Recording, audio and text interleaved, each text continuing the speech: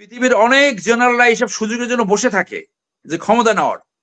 সেই সেই টেম্পটেশনে সেই টেম্পটেশন তাকে আকর্ষণ করেনি, তিনি ক্ষমতা নেননি। জেনারেল ওয়াকার অত্যন্ত গণতন্ত্র প্রেমী একজন নারী নেত্রী, এইটার জবাব চেয়েছে।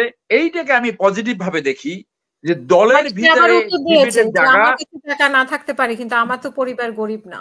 হ্যাঁ, দলের ভিতরে যে জবাব দিতে, এইটা অন্য কোনো দলের নাই। এইটাকে আমি অত্যন্ত পজিটিভলি ভিউ করি যে দেশটাকে সঠিক জায়গায় রাখার ক্ষেত্রে সেইখানে সুযোগ পেলে অনেকে ক্ষমতা গ্রহণ করে, সুযোগ পেলেও অনেকে ক্ষমতা গ্রহণ করে না।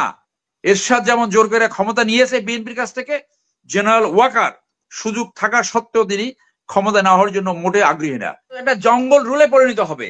এই এই এই কথাটা, সব কথা তো সাথে সাথে মনে আসে না যে আজকে যদি সেনাবাহিনী 3 তারিখ মিটিং করে যদি এই সিদ্ধান্ত না নিত যে জনগণের উপরে তারা শক্তি প্রয়োগ করবে না, তাহলে কি শেখ হাসিনা পতন হতো? So this illiterated stupid talks like that, সেনাবাহিনীর নাম মুখে আনতে লজ্জা লাগে। এটা বলতে হবে ছাত্র জনতা সেনাবাহিনী, মূল রোলটা পালন করেছে সেনাবাহিনী, মূল রোলটা। যদি জেনারেল নুরুদ্দিন যদি এরশাদের কাছ থেকে সমর্থন প্রত্যাহার না করতো, তাহলে তখন এরশাদের পতন হয় না। একই ঘটনা এখানে ঘটছে। সো এইগুলা সেনাবাহিনীর দাওয়াতে যাওয়ার জন্য মানে লোবাতুর কাকের মতো তাকাই থাকে একটা দাওয়াত পাওয়ার জন্য, আর এই না জেনে, না আছে কোনো প্রশিক্ষণ, না জানে কৃষ্টি কালচার, কথায় কথায় সেনাবাহিনী কথা বলে। Those are stupids, anti state people, anti sovereignty people. এদেরকে আইনের আশ্রয় আনা উচিত। এই কারণেই আমি বলছি that Waker Uzzaman is a hero and Bangladesh army is a hero। এই কারণে বলছি। এখন নাও কামিং টু এখানে স্যার আপনি দেখেন জেনারেল ওয়াকার দুইটা ইতিহাস গড়েছে। ইতিহাস এক নম্বর হলো একটা রক্ত গঙ্গা সে অ্যাভয়েড করেছে।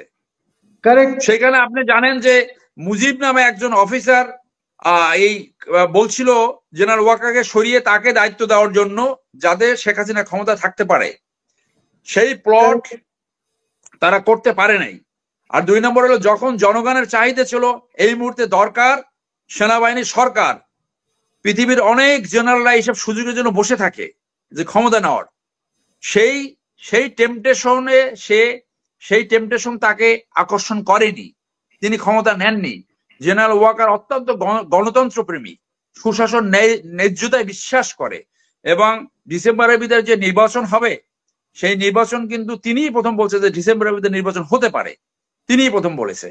সো এই ক্রেডিট গুলো সে পাবে, এবং হি রিয়েলাইজেস, আমি তাকে যতটুকু চিনি, যে সে কোনোদিনও ক্ষমতা নিবে না। এই এমার্জেন্সি ফেমার্জেন্সি এইগুলো সব এই অশিক্ষিত এবং এই যে পাপেট যারা ইন্ডিয়ান যারা এজেন্ট, তাদের কথা। এমার্জেন্সি কিছু নাই। আমি 21 বছর সেনাবাহিনীতে চাকরি করেছি। এগুলো যে কোনো পরিস্থিতি হলে সেখানে অফিসার্স দরবার হয়, এগুলো অলমোস্ট এ রুটিন ম্যাটার।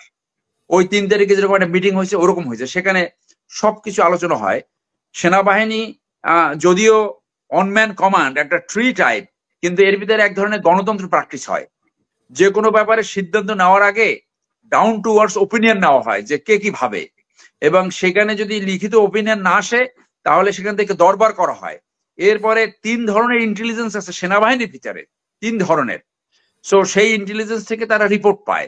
এছাড়া জাতীয় ইন্টেলিজেন্স যারা, সেখান থেকেও তারা রিপোর্ট পায়। এই রিপোর্ট পেয়ে তারপরে সবকিছু মিলিয়ে কিন্তু পলিসি ফর্মুলেট করা হয়, এবং সেই সমস্ত সার্কামস্টান্সেস, রিপোর্টস, ওপিনিয়ন নিয়েই কিন্তু 3 আগস্ট বাংলাদেশ সেনাবাহিনী জেনারেল ওয়াকারের নেতৃত্বে সিদ্ধান্ত নিয়েছিল যে জনগণের উপরে কোনোভাবে বল প্রয়োগ করা হবে না, এবং ওই দিনই কিন্তু শেখ হাসিনা পতন হয়ে গেছে। এইটাই হলো ইতিহাস। এখন কোন স্টুপিড কিছু বললো না বললো ওদের কিছু যায় আসে না, ও কিছুই জানে না ওগুলা। ওর কথায় নীতি নির্ধারণের কোনো কিছু যায় না। সর্বশেষ এই কথাটা বলবো যে এই যে গাড়ি বহর, I demand A clear explanation যে কোত্থেকে এই টাকা সংস্থান হইলো, এবং এই যে রাজনৈতিক বন্দোবস্ত পরিবর্তনের কথা বলেও সেই পুরাতন রাজনৈতিক ধারায় গেল, সেটা আমি পেপারে দেখলাম এখন আপনার সাথে এই কথা বলতে বলতে, যে ওই দলের ভিতর থেকেই একজন নারী নেত্রী এইটার জবাব চেয়েছে। জবাব চেয়েছে, এইটাকে আমি পজিটিভ ভাবে দেখি যে দলের সে আবার ভিতরে উত্তর দিয়েছেন ডিবেটের যে জায়গা, আমার কাছে টাকা না থাকতে পারে কিন্তু আমার তো পরিবার গরিব না। হ্যাঁ, দলের ভিতরে যে জবাবদিহিতা এইটা অন্য কোনো দলের নাই, এইটাকে আমি অত্যন্ত পজিটিভলি ভিউ করি যে দলের ভিতরে জবাবদিহিতা। অন্য সব দলগুলোয় মনে করেন টপ নেতৃত্ব যখন এই দুর্নীতি করে সবাই বলে জহুজুর জাহাবনা, একটা কথা কেউ বলে না।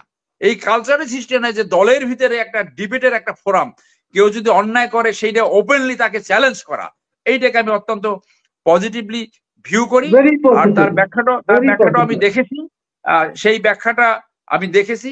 এই ব্যাখ্যায় পুরো তথ্য আসছে বলে আমার মনে হয় না। তার পরিবারের যদি এই ক্যাপাসিটি থাকে 50 বছর আগে, তাহলে সেটাও জনগণের সামনে প্রচার করা হোক যে কিভাবে আছে। তাদের ট্যাক্স ফাইলটা দেখাক যে 100 গাড়ি হায়ার করতে পারে, অথবা কতটুকু সফিস্টিকেটেড তারা এবং কতটুকু ধনাঢ্য তারা যে তারা বিয়ার করছে। এটা এইগুলা মাছ দিয়া শাক না ঢেকে টাকাগুলো কোত্থেকে পেয়েছে সেইটার সঠিক একটা জবাব দেওয়া হচ্ছে, তাহলে সেটা মানুষ বিশ্বাস করবে। এবং এই যারা এখন এই সুইপিং কমেন্ট করে তাদের আরো কিছু পড়াশোনা করা দরকার। ক্লসউইস, সানজু, মিলিটারি হিস্ট্রি, এই বইগুলো পড়া উচিত। এই সস্তা dialogue, get away from politics, this is not your business, এগুলা ওই রাস্তার ক্যানভাসাররাও এই কথা বলে না। ওই ক্যানভাসার টাইপ কথা বলে কোনো লাভ নাই। পৃথিবীর ইতিহাসে রাষ্ট্র সেনাবাহিনী সৃষ্টি করেছে সভরেন্টি, নিরাপত্তা রক্ষা করার জন্য, কিন্তু ডাইরেক্টলি অথবা ইনডাইরেক্টলি পৃথিবীর প্রত্যেকটা দেশে সেনাবাহিনী এক ধরনের রাজনীতিকে নিয়ন্ত্রণ করে সঠিকতার জন্য, গণতন্ত্র আফেল করার জন্য, ন্যায্যতা আফেল করার জন্য। If you do not know that, let me tell you, একটা কথা বলি, তুমি learn from the book and then talk. Please look at the French constitution, সেখানে মার্শাল লর প্রভিশন আছে। ফ্রেঞ্চ কনস্টিটিউশনে মার্শাল লর প্রভিশন আছে। Is France not a democratic country? সেখানে ওদের সংবিধানে মার্শাল লর প্রভিশন আছে। যারা শুনছেন একটু চেক করেন ইন্টারনেটে গিয়ে। মার্শাল্লাহ স্যার, যে কনস্টিটিউশনে মার্শাল্লাহ না থাকলেও this is always a provision, that's why this very term is there, martial law. এটা লিখিত।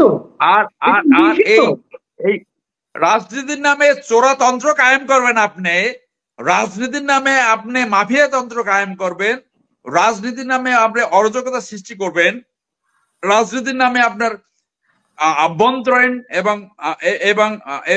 এবং এক্সটার্নাল যে সিকিউরিটি সেইটাকে হ্যাম্পার করবেন, গণতন্ত্রকে ধ্বংসের কাছে নিয়ে আসবেন, আর সেইখানে আর্মি বসে থাকবে, that may not be the case. If you behave properly, আপনি যদি দুর্বৃত্তায়িত রাজনীতি না করেন, তাহলে ইন্ডিয়াতে যেমন কোনোদিন দেয়ার ইজ নো অ্যাটেম্পট যে ইন্ডিয়াতে একটা মার্শাল আসতে পারে, তাহলে বাংলাদেশে কোনোদিনও সেনাবাহিনী ইন্টারভেন করবে না। ফ্যাক্ট রিমেন্স, দুর্বৃত্তায়িত রাজনীতিবিদরাই বারবার এই সেনাবাহিনীকে বিতর্কিত করেছে এবং তাদেরকে টেনে নিয়ে আসছে। সেই ক্ষেত্রে সেনাবাহিনী always play a great role, যে দেশটাকে সঠিক জায়গায় রাখার ক্ষেত্রে। সেইখানে সুযোগ পেলে অনেকে ক্ষমতা গ্রহণ করে, সুযোগ পেলেও অনেকে ক্ষমতা গ্রহণ করে না। এরশাদ যেমন জোর করে ক্ষমতা নিয়েছে বিএনপির কাছ থেকে, জেনারেল ওয়াকার সুযোগ থাকা সত্ত্বেও তিনি ক্ষমতা নেওয়ার জন্য মোটে আগ্রহী না। এইটা হলো ফ্যাক্ট। Thank you.